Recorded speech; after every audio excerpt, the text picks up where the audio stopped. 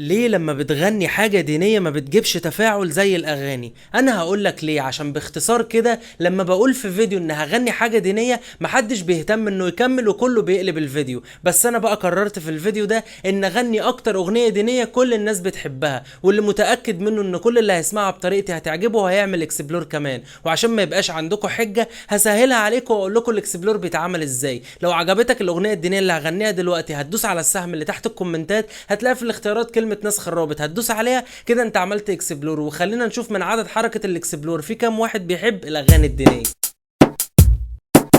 محمد نبينا بنوره هدينا، من مكة حبيبي نوره سطع المدينة. من صلى صلاته واتحلى بصفاته، يا بخت اللي في دله ماشي يشفعله في مماته.